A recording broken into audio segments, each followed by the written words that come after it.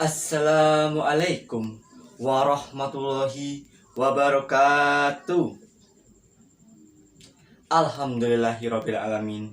Wassalatu wassalamu asrofil anbiya'i wal mursalin wa ala alihi washabihi ajmain. Amma ba'du.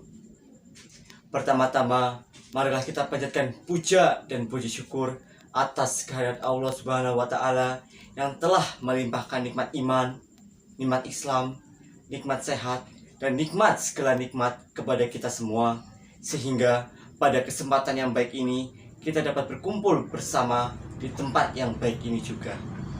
Salawat serta salam tak lupa kita curahkan kepada junjungan Nabi Agung Muhammad Sallallahu Alaihi Wasallam yang telah membawa kita semua dari zaman jahiliyah ke zaman Islamiyah, yang mana sudah modern dan penuh dengan perkembangan ilmu teknologi yang sudah maju. Semoga kita semua termasuk ke dalam umatnya yang kelak bisa mendapatkan syafaatnya di yaumul akhir. Amin, amin, amin ya rabbal alamin. Yang terhormat Ibu Otiah selaku guru bahasa Indonesia, teman-teman dan hadirin seperjuangan yang saya banggakan, perkenankan saya Zaki Trioktiarto dari kelas 11 Akuntansi dan Keuangan Lembaga 2 akan sedikit menyampaikan sebuah ceramah dengan judul Bersama Bangun Indonesia Sehat di Masa Pandemi Ini. Hadirin yang berbahagia, seperti yang kita ketahui, kondisi negara kita ini masih belum kian membaik dari serangan virus COVID-19. Virus yang telah berdampingan 1 tahun bersama kita semua ini, virus yang telah merenggut berjuta-juta jiwa manusia di dunia ini, dan juga virus yang telah merubah segalanya, yang khususnya di tanah Ibu Pertiwi ini. Banyak orang-orang di luar sana yang tengah berjuang melawan serangan virus COVID-19 ini.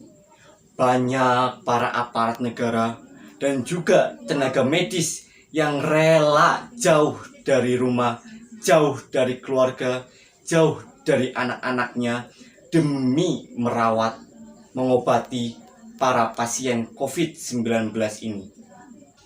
Banyak yang telah berubah semenjak virus ini datang dan menginjakan kaki ke tanah Ibu Pertiwi. Mulai dari para pelajar-pelajar dari sekolah dasar sampai ke mahasiswa universitas tinggi, yang biasanya mereka belajar di sekolah mereka masing-masing maupun di universitas mereka masing-masing, kini mereka melakukan kegiatan pembelajaran dari rumah atau yang biasa kita sebut dengan pembelajaran secara daring. Banyak para pedagang-pedagang kaki lima, banyak para pengusaha outlet kecil, warung makan, warteg yang kini dibatasi kegiatannya dan semakin hari semakin menurun pendapatannya karena dari sekarang juga sudah diperlakukannya PPKM. Di kondisi yang kurang baik ini masih banyak hal-hal yang telah berubah. Di antaranya mereka para calon-calon keluarga baru yang ingin membangun keluarga mereka, namun karena adanya COVID-19 ini mereka rela menunda, membatalkan waktu pernikahan mereka. Karena apa? Mereka peduli akan penyebaran COVID-19 ini. Dengan ditundanya acara pernikahan mereka, mereka bisa berharap dapat membantu mengurangi penyebaran COVID-19 ini. Selain itu, tempat-tempat wisata yang biasa kita kunjungi kapanpun, dimanapun, namun karena adanya COVID-19 ini yang tak kunjung pergi dari tanah Ibu Pertiwi, mereka, para pemilik tempat-tempat tersebut, kini membatasi para pengunjung yang datang. Yang biasa kita datang bergerombolan dengan teman-teman, dengan keluarga, baik pun dengan sanak saudara, kini dibatasi untuk pengunjungannya. Sungguh disayangkan, dengan adanya COVID-19 ini, segala kegiatan yang biasa kita lakukan kini harus terbatasi dan harus kita perhatikan baik-baik. Hadirin yang berbahagia, selain kondisi-kondisi tersebut yang berubah, masih ada satu dampak yang benar-benar kita rasakan. Siapa sih yang belum pernah merasakan dampak ini? Dampak tersebut adalah dampak kesehatan. Di masa yang kurang baik ini, pasti banyak mereka-mereka, termasuk saya sendiri, sudah pernah merasakan dampak kesehatan yang diakibatkan dari penyebaran COVID-19 ini. Walaupun hanya sekedar badan panas, batuk pilek, maupun imun tubuh menurun, kita harus benar-benar diperhatikan, benar-benar waspada akan hal tersebut. Karena kalau kita lalai dan tidak memperhatikan, dapat berkelanjutan menjadi suatu hal yang tidak diinginkan. Walaupun imun tubuh kita menurun, tetap saja apabila kita ingin melakukan suatu kegiatan maupun aktivitas, tetap terasa beda yang kita rasakan. Yang mana biasa kita lakukan dengan semangat, namun karena imun tubuh yang menurun, kita harus merasakan hal-hal yang sedikit kurang enak, seperti rasa malas, mudah capai, dan tidak ada rasa maupun mood untuk melakukan kegiatan tersebut. Di kondisi yang kurang baik ini, sudah semestinya kita semua harus benar-benar memperhatikan pola hidup kita, baik dari pola makan, pola tidur, maupun pola olahraga kita. Karena kalau kita lalai dalam mengatur pola hidup kita, kesempatan untuk terjangkit virus COVID-19 ini sangat besar. Selain memperhatikan pola hidup kita harus benar-benar menaati peraturan-peraturan yang sudah dianjurkan oleh pemerintah. Seperti mengenakan masker apabila ingin keluar dari rumah, menjaga jarak, menjauhi kerumunan, rajin mencuci tangan, dan tidak mengadakan acara-acara besar. Namun, di kondisi yang seperti ini, masih saja banyak dari mereka-mereka yang acuh tak acuh, bahkan tidak peduli dengan anjuran pemerintah ini. Banyak dari mereka yang keluar dari rumah atau ingin beraktivitas di luar tidak mengenakan masker, ataupun walaupun menggunakan masker, mereka tidak menggunakan apa yang sudah dianjurkan. Masih banyak juga mereka-mereka yang tidak mau menjaga jarak apabila ada di keramaian. Rajin mencuci tangan, suatu hal yang cukup berat mungkin bagi mereka, karena di masa yang kurang baik ini masih saja banyak orang yang lalai untuk mencuci tangan ataupun malas untuk mencuci tangan. Selain itu, dari mereka-mereka juga masih banyak yang mendatangi kerumunan-kerumunan, di mana saat mendatangi mereka tidak mematuhi protokol kesehatan. Selain itu juga, di kondisi yang kurang baik ini, masih ada saja mereka-mereka yang melakukan aktivitas maupun mengadakan acara secara besar-besaran dengan mobilitas orang-orang yang ramai. Banyak dari mereka, bukan hanya orang-orang miskin maupun rakyat jelata, yang mengadakan acara-acara besar tanpa mematuhi protokol kesehatan. Dari para pejabat-pejabat negara, para gubernur, bupati, camat, pun banyak yang tidak mematuhi aturan ini. Banyak dari mereka yang mengadakan acara-acara besar namun tidak mau mematuhi protokol kesehatan. Banyak dari mereka yang mengadakan acara besar namun mengundang banyak sekali orang. Mungkin satu desa mereka undang untuk menghadiri acara tersebut. Sudah menghadiri acara tersebut, mengadakan acara besar-besaran tanpa memperhatikan jumlahnya, mereka enggan juga mematuhi protokol kesehatan.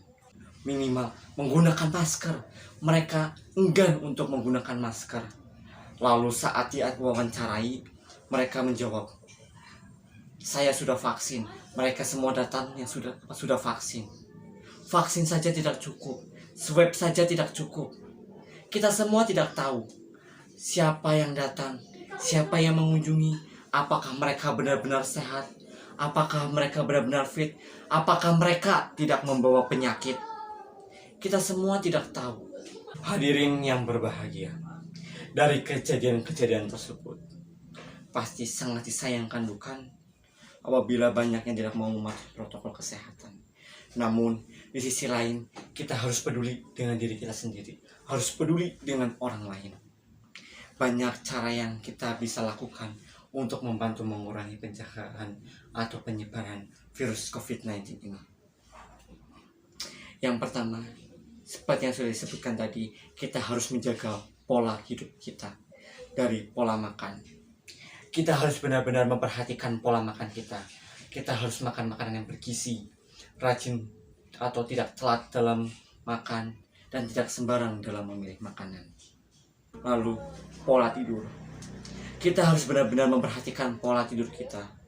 Apabila dalam keseharian kita sudah melakukan aktivitas-aktivitas yang berat, aktivitas-aktivitas yang dilakukan secara kuat maupun mengeluarkan banyak tenaga, alangkah baiknya kita memperhatikan pola tidur kita. Apabila dirasa sudah penat, sudah lelah, sebaiknya kita langsung istirahat. Jangan memaksakan segalanya.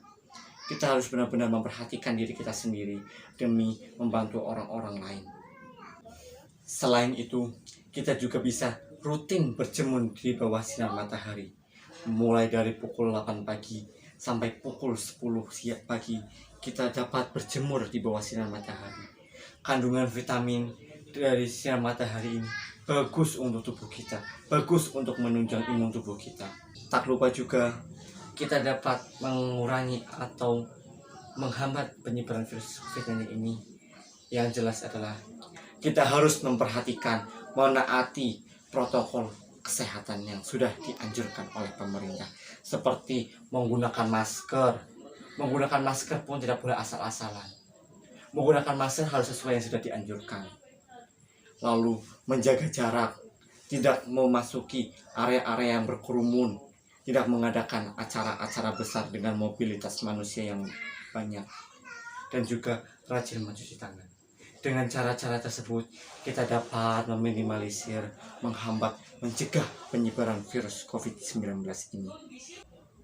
Ingat, di kondisi yang kurang baik ini, kesehatan, pola tidur, pola makan, olahraga harus benar-benar diperhatikan. Kita tidak boleh lalai akan hal tersebut, karena apabila kita lalai dan lalai itu akan berkelanjutan, pasti dampak buruk akan menghampiri kita. Tapi jangan sampai, karena kalian harus tahu, sehat itu mahal. Sehat itu mahal. Apabila kita sudah kurang sehat, jelasnya kita akan berobat mengeluarkan uang.